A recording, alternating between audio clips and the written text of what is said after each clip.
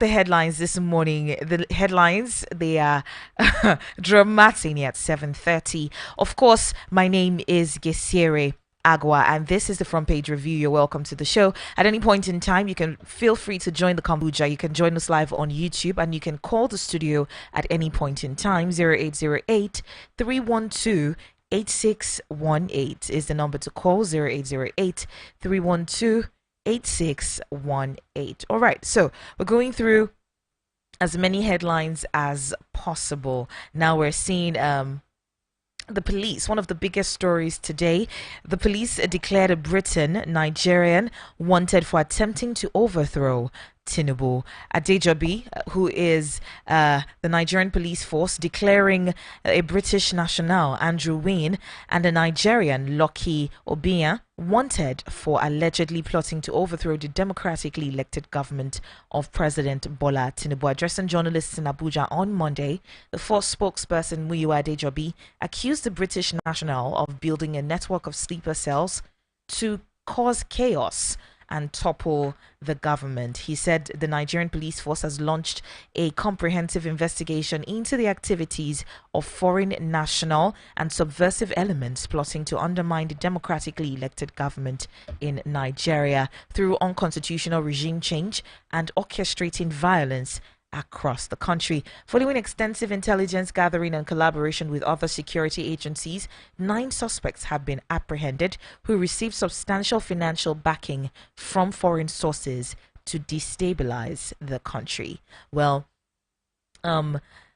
Adejobi said Wynne, also known as Andropovich, and his local coordinator Obiya had fled the country. He said since the commencement of investigations, Andrew Wynne has fled the country. He and one of his local coordinators, one Lucky Ace Obiya, have accordingly been declared wanted, and global hunting for them has commenced in connection with this investigation.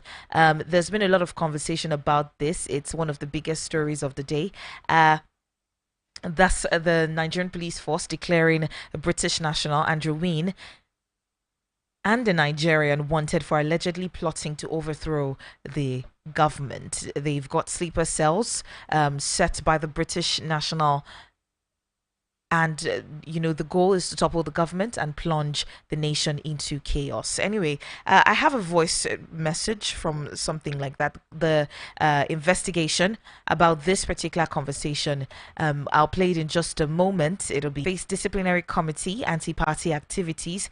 The PDP says the minister of the FCT, Nyesom Wike, is expected to face its disciplinary committee over allegedly doing anti-party activities. This program, according to Abdullahi, the PDP has written a letter to Wike inviting him to appear before the disciplinary committee set up by the parties of reconciliation and that of disciplinary. And Nyesom Wike is one of the persons to face disciplinary one of the individuals to face the disciplinary committee, which is headed by the elder statesman, Chief Tom Ikimi. And the disciplinary committee is set to look into issues of anti-party activities.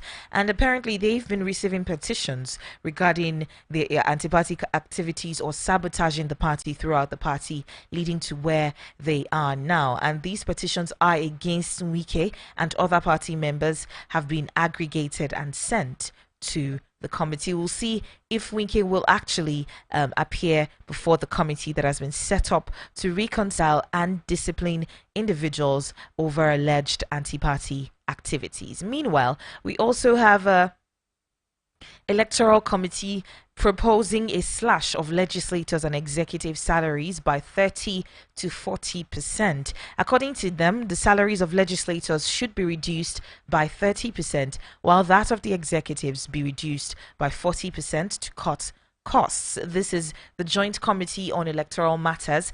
They've proposed a slash of the salaries of legislators and executive members by 30 and 40%, respectively. This was proposed yesterday during an interactive session with the judiciary and political parties led by the chairman, the Senate Committee on Electoral Matters, Senator Shafaruddin Ali on the National Assembly review and amendment of the Electoral Act. Now, a lot of questions have been had concerning how much the National Assembly makes, looking at the Senate and looking at the Green Chamber, right? The State House of Assembly, the National Assembly, and the houses of assembly as well. So looking at how much these individuals, there have been a lot of controversies concerning how much, who sets the salaries, some of the perks of getting into the allowances that they get as senators and HRH. Looking at some of the allowances that they get, there's been allegations that they are the ones who set some of these allowances, and so it's been a lot of controversy about how much they should be earning. And according to the Joint Committee on Electoral Matters, they're proposing a slash by 30% and 40%. Well, what exactly does this figure look like? How much in exact terms is that 30% slash going to be? What, after the 30% slash has been taken out, how much for the legislators? And then after the 40% is taken out for the executive, how much does that look like? This is what a lot of people have been asking. Also in the news, we have the court ordering the NCOS to provide Binance chief with a wheelchair. Yesterday, video surfaced online where the Binance chief, Tigran Gambrian, in court yesterday was sort of asking the policeman that was, guarding him to get him a chair, and the man refused to help him. I'll play that audio in a bit. He refused to help him blatantly, and you begin to wonder what the nature of some of these individuals that we're having around. That's individuals of international origin in the country, how they are treated here in Nigeria. Let's take a listen first of all to this particular situation with the Binance chief, Tigran Gambrian. He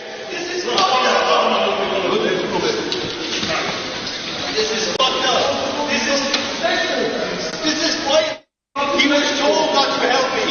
He was under instruction. I'm a fucking innocent person and you're doing this to me. I can't fucking walk. My spine is calming yourself. This is fucked up. I'm a fucking nuke.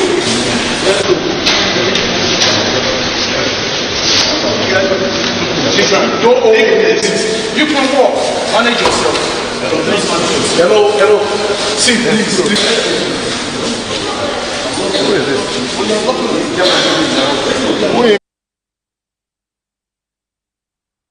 Now, the Nigerian prison official, he sort of abandoned the Binance executive, causing him to struggle in pain in the court premises. He was begging him for help, and he refused to help him. And now, the Federal High Court in Abuja has ordered officials of the Nigerian Correctional Service from Kuje to provide the detained executive of Binance Holdings Limited, Tigran Gambrian, with a wheelchair. Justice Emeka Wise issued the order on Monday following a complaint from Gambrian shortly after the court adjourned. The Binance chief was walking with crutches, abruptly stopped in front of the justice and lamented that his health had deteriorated since his remand at Kuje due to inadequate medical care. He admitted to the judge that although he has been living with a herniated disc for the past 12 years, his condition has worsened due to lack of proper medical attention at the facility. Gambrian also mentioned that he now has difficulty walking and would appreciate it if his counsel's request for a wheelchair was taken seriously. Justice Wynne questioned the prison official present about why he had been denied a chair and subsequently ordered that one be provided, which was immediately provided. And you begin to wonder how some of these individuals are treated when they are taken into custody. Remember the conversation with China, the Chinese company that recently seized the aircrafts, right, in Paris, right? Some of the conversations that we had at that time was the hostility of the security men around him. towards him, right? The hostility of the Nigerian security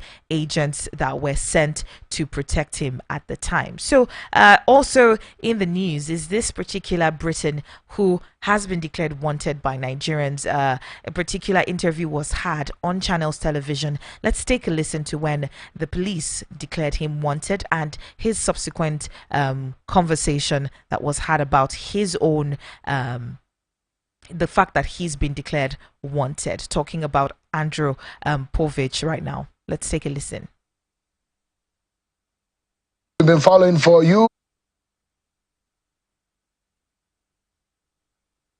Investigations have identified a foreign mercenary, Andrew Wynne, also known as Andrew Povich or Drew Unveil. The man has many identities. A British national who built a network of sleeper cells to topple the government and plunge the nation into chaos. He rented a space at the Labour House in Abuja for an Iva Valley bookshop and established Stars of Nations schools as a cover for his subversive activities. Documentary evidence and confessions revealed that Andrew Wynne issued directives, monitored progress, and provided finance and operational guidance to achieve all constitutional regime change in Nigeria. I am not aware that I am a fugitive. I am not aware that I am running away from the law. I've been visiting Nigeria for 25 years. I've had a bookshop in the NLC offices right in the centre of Abuja for 7 years. And all that time, of course, the security forces have paid no interest in me. I only have one nationality. I've only ever had one nationality. And the name on my passport is Andrew Wynne, and I operate with a nickname. I mean, I think really it started as differentiating, in a sense, the broadly political education work I do with the bookshop and meet with officials from the Nigerian High Commission. If they want to start the conversation, then I think that is more than adequate. As maybe 8 years friendship, and we got legally married last year. My husband is falsely accused. He's never been a terrorist. He's being accused because one Mr. Olumide Inokmuyo is owing him and not ready to pay him. And the case is in court even now. So he's just doing everything he can to intimidate and throw him out of the country. He's in UK. Because he came in and at the expiring date of his going back, he had to go back. And if not for all these troubles this is September. So by right, he's supposed to be back maybe around 20-something of September. All right, that was the conversation had with the police, his wife. All right, we'll be reaching a conversation about some of these headlines, put a bit of perspective to them. I'm looking for, there's a particular headline here. Yes, there was a fire outbreak at the Katsina government house. There was a fire outbreak, and Katsina has set up a committee to probe the fire outbreak at the government house. Diko Rada, the Katsina state governor, has set up a committee to investigate the fire outbreak at the government house, also known as the Muhammadu Buhari house. After the fire destroyed a part of the complex, there were firefighters from both the federal and state departments swinging into action to control and prevent the fire from spreading to other parts of the office. This is what has been said by the Katsina state government. All right, we have Mr. Rufai on the phone. Good morning to you and welcome. Well, the very sad one as regards what happened in Katsina. I just hope the areas had insurance, and that's why we should also talk a lot about insurance in this country, fire insurance. Hello. Oh, okay. There's a bit of network issue there. All right. Hello? Hello?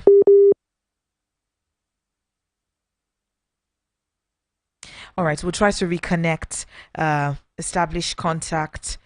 Okay. According to the Director of Press to the Secretary of the State Government, Abdullahi Aliyu Yaradua, he disclosed this in a statement on Monday. He said the fire damaged the mini chamber attached to the governor's office, but was brought under control by firefighters from both federal and state services before it spread. All right. Hello.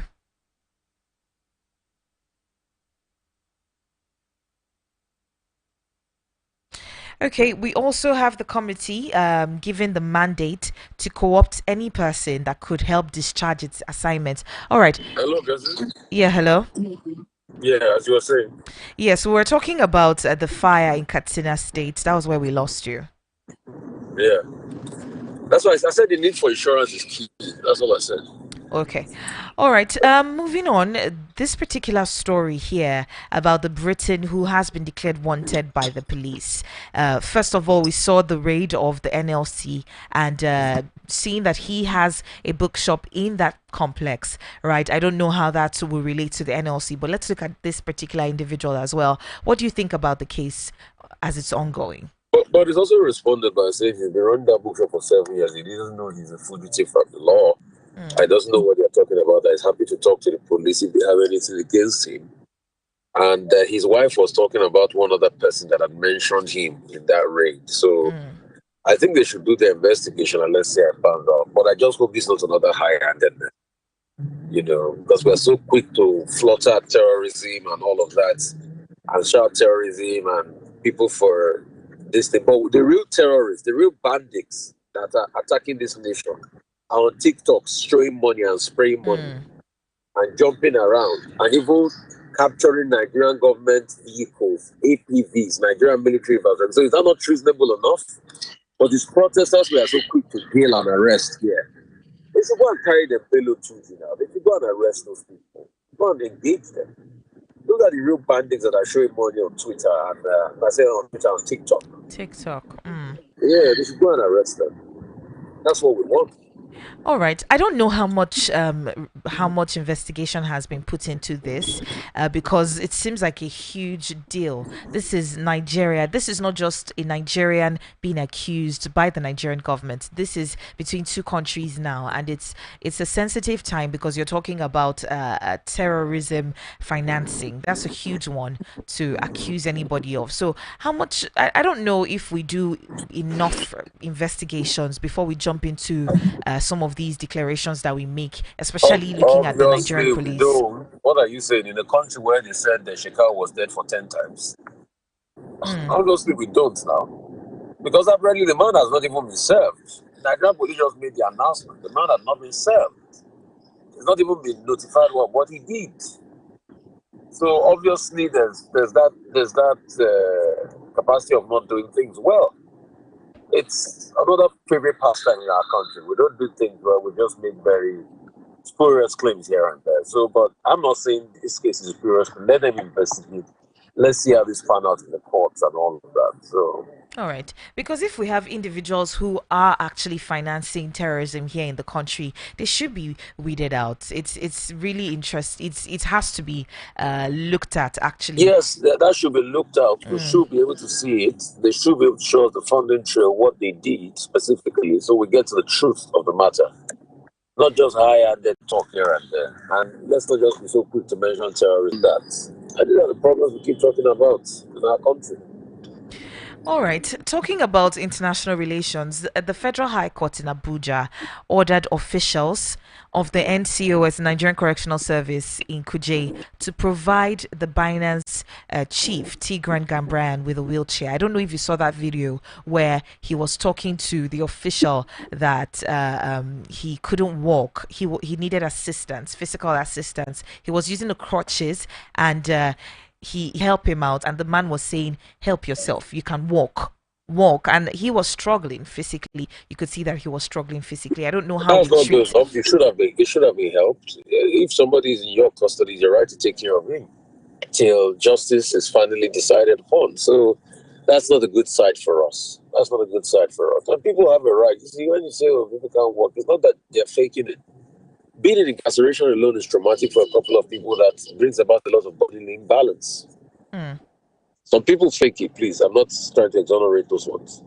But being in incarceration alone is psychotraumatic in a sense. So let's just be careful. All right. Still, this just boils down to how we treat some individuals. In fact, we treat every single individual here in the country, because there's been conversations here. This is why we had the NSAS movement. The way we have military men treat Nigerians, that was one of the reasons why we had the NSAS movement. Then we also had the Chinese company who, in their conversation with the Ogun State, the one that where they seized the aircraft, they were talking about the fact that they were rough handled by the Nigerian policemen who came and picked them up. You could hear the conversation, the traumatic experience that they were narrating to the court in Paris about the Nigerian police men who apprehended the officials of that particular company. So I don't know just how we have the Nigerian security agencies treat Nigerians. Forget, you have a security violence and made it the order of the day. And the violence now has become very large. With an antecedent of military days. This was the country that had the Omenka Gulag of those days. And when you had to go and answer to Omenka, then you know that you are done for. So that's the kind of country we built. But we cannot continue this way. We cannot continue this way. Be able to stop all of this and bring about more rights for the people, even people that are in incarceration. So it's from the days of old, the yesteryears of old, the days of the Gashua prisons, the days of the bottle carpeting, Maybe sometimes, yes, if you get to read about who Frank Omenka was in the Abacha regime, you would know, what people went through in this country. But we cannot continue with that mindset. We cannot continue with that mindset. All right. Moving on from that story, we have the federal government. We have executives. There's a call for by the electoral committee, Joint Committee on Electoral Matters, proposing a slash of the salaries of the legislators and executive members by 30 and 40% respectively. First of all, what are the figures in the first place? The salaries themselves, what are they in the first place, before you now talk about a 30 or 40% slash? So we know what figures we're working with. So the fact is, there's no level of transparency. I'm not even being honest in the first place. So when people are not honest, that's what you get. So let's stop deceiving ourselves. Slash of how much right now. Is this in the same country that President Tinubu, close to 14 days after, bought a presidential jet? He can't tell you the cost at which he bought the jets, what it cost the Nigerian nation. So that's the lack of, integrity. That's the insincerity that pervades the air in the country as we speak. And when you don't have that level of sincerity, it becomes rubbish. It becomes nuts. It becomes all or nothing. You can't build a country this way. We keep saying that. You think we are joking when we say you can't build a country this way, because we know that no country is built this way without level of integrity and success. The same people are talking about, some people are saying 1 million salaries, some people are saying they receive another amount. So let's stop deceiving ourselves. We deceive ourselves so much. We thrive on self-deceit. Initially, we had some legislators talking about the fact that they were going to give a certain half of their salaries to Nigerians to help with the hunger. Hello.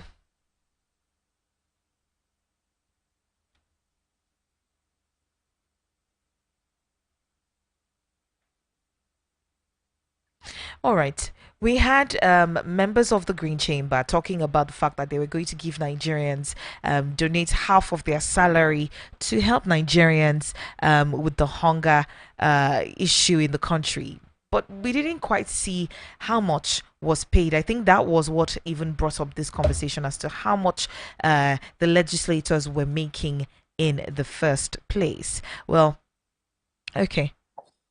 As you're saying, Yes, I was talking about the fact that the members of the Green Chamber had said they were going to give Nigerians, donate half of their salaries to help with the hunger issue in the country, and we didn't see them do that. Oh. Donate half of what? Donate half of their salary that is inflated, that we don't even know what the true salary is. Is that what they said they were going to donate? And you believe them? Stop taking those. You see, that announcement was just made to be able just to say, I did something. There's no willingness to be able to do it. If they truly want to do something for Nigeria, it's been over a month, first casting. I hear there were protests for first casting in Abuja. Why don't you help to restore, to push the NMPC to do what is right? Anyway, those ones have come out to say now that they're owing people money. So why don't you ensure that we do as much as possible to ensure that you have availability of fuel? Why don't you summon the NMPC and ask you questions on behalf of the people? Why don't you dig out all this mago going on in the NMPC all this while? Why don't you even summon them as regards subsidy regime and get to the root of the matter? And now you're saying you want to give part of your salary to the people. We don't want your salary. We just want a country that works. We don't want you donating part of your salary. We want you donating your efforts to a country that works in honesty and sincerity. That's all we want for Nigeria. So just leave those ones. They're a bunch of rubber stamp jokers. All right. Looking at the PDP, we're moving away from that. I'm looking at the PDP at the moment. Another sorry case, the PDP. Oh my God, those ones, Wike, they are God. Well, they have come out to say that Wike will face the disciplinary committee over alleged anti-party activities. Let me and you stay here and be watching how that disciplinary committee will go. You will see that it will come to naught. Just be watching. We'll see. We'll be here. Can the PDP withstand it? Can the PDP withstand having individuals who are angry at the different activities? That's what you get when you sell yourself to an individual. Somebody was on my show yesterday, Umar Oseni. Sorry about that, guys. Umar Oseni was on my show yesterday, and he was talking about how even some governors were going to meet Wike before their court cases were decided at the Supreme Court for electoral cases. The question is, who is he that they were going to meet? Is he a chief lawyer? So that's the kind of power they've given this man to wield in this country. And that's why you see, a country cannot thrive when you have strong men. It must have to be strong institutions. So if a man thinks he's larger than life, if a man feels he's bigger than the institution of his political party, then that's a recipe for disaster in our country. And that's why our country is the way it is. So when they were ceding all powers to Wike because he was doing for them as a political party supporting them, didn't they know they were ceding their right of institution as a political party? Now you want to say you will sanction it. Is that how they sanction it? We'll watch it and see. All right. Thank you so much for your time this morning. They should keep it. Thank you so much, Bessie. All right. Okay, so we have a conversation with Rufai Oseni. You can join the conversation. 0808-312-8618 is the number to call to be a part of the show. 0808-312-8618. Will Wike actually face disciplinary committee? That's number one question. Number two, will discipline be instilled in Wike to act as a deterrent to any other individual who would want to take the party for himself? That is the question to be asked this morning. Hello, good morning. Hello, Adewumi, good morning. Thank you. I did anytime, right? Help me to off your radio. I want to know, maybe you are hearing me, that's why. Let me know, I can hear you. Thank you. Hi, my family. Everyone is fine. Thank you so for much. Doing the good work. Continue to do the good work that you know how to do. God bless you. Everything will be okay.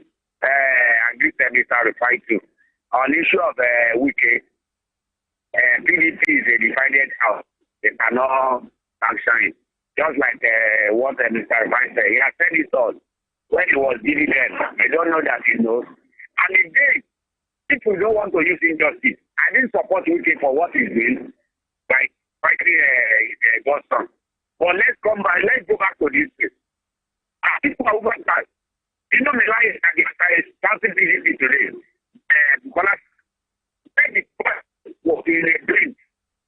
Adewumi, I can't hear you. I can't hear you. The line is breaking. Can you hear me now? I can hear you. Thank you. It's a network. Can you hear me? I can hear you. Go ahead. Thank you. Let's keep injustice aside. Not that I'm celebrating what we is doing. You can recall 2013-14 when Jonathan was in power. I think we left PDP with others. People like Dino Milaye and Bukola Saraki and some governors. You remember then? He was angry. He disgraced Jonathan, not know that he disgraced himself. A city president in Tinubu Square here because of political interest, selfish interest of Atiku Abubakar. He said that the power must go to the north. Then, when Jonathan wanted to contest, he was angry because of that. He joined PC. Journalists, in this magazine, this guy on Anuga, went to Atiku was asking, where is going to be your final bus stop? He said it's going to be his final bus stop. That he will not come back to PDP. Can you see him now? The people that demand people are celebrating. Then, we can Afayoshe and some others. They are the one who want to PDP, who are taking care of PDP. The same Atiku and Dino today that they are making noise. And they not leaving PDP because of the angry with Jonathan. If you want to do it, there's the sanction too. All of them deserve to be sanctioned. I think that will be jumping from here. How many parties Atiku has done to? From PRP to HCN, he joined it. There was a panic in Tinubu helping. Tinubu challenged that I help you. When you have people around you. If they want to deal with it, let them go ahead. They will tell them this truth. How many of them donated money? People in the central area. If you look at the fire thing and they use their state resources money, did it after Jonathan left office. So you say how much are people donated? How much do you know the after donated? Is it not flaunting of crap? Do you know the lie is it? They are fighting only with it today. Do they have not to challenge with it today? When it was using state money to build PDP, to support many of them that they are talking, they cannot face with it. People like Bala Mohammed cannot stand for it. This is this betrayal. Tambua, can he challenge with it? We take use of dashing money when they try to come to Sokoto, any man they are suffering, this, that, and the allocation is too small. We can from there, if I take money, give to him, which is wrong. But today, all of them gather. Adewumi, were you there when they were exchanging the money? It is so we can challenge it, we can say it openly, and the same is a lie. We can challenge it, we can say it after the primary. If you talk, if someone is lying, it is true now. We can say it if it is not true. Why did he not say it? Abuwa is going Nigeria. Is he not said it or now? We can say it that you know we can use to talk. But I said you that you will use to come to my place to come and beg for money. I will from the resources, cover resources of the river state, give you the money. Then you will try that your state is poor. This that I will take the money. But he later betray we can said it. He cannot challenge Wike since Wike said it. If the PDP want to get everything right, let them balance justice. Atiku should be sanctioned. It's not the time to beat PDP. Okay, now, sir, my dear sister, the problem happening in PDP. Where is Atiku? Where is he now? At the elder statement that you people call him. Where is he today? He will be talking about his research interest to be real Nigeria, to real Nigeria. Why can't he solve the PDP problem? Which are Kubara issue? He didn't go into the affair. He didn't talk. All these Bala Mohammed that they have betrayed. What are they saying? I didn't know Wike will come before. But because today now people thought they want to do namu, they want to sound to something. Let's see now. Let them sunshine and let's see where the PDP will start in 2027. God bless you. On the issue of this House of Friends, this honorable member that you people are celebrating, you can see now they are deceiving themselves. Look at now, NMPC telling us when it's going to so amount of in our country. You are in the river, you are taking back, and so we send to your high, and we kept quiet. Mr. President, every one of you not fear of God. None of you will go scot-free. We have you people are making us suffer in our own fatherland. Thank the Lord, my sister. Since 1984, when she started in the house today, after the final law, last was in June or July. Then they started saying that they pay 30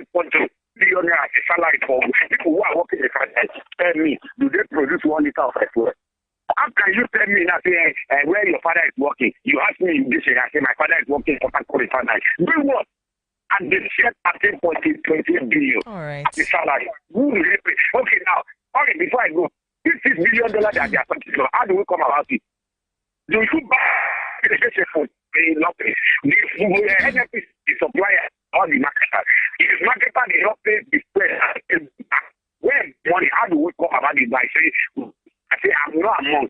If you, when the church, both of you, you people will be $6 billion.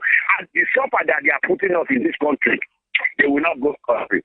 Thank you. God bless you. Happy New Month. All right, thank you so much, Adewumi, for that call.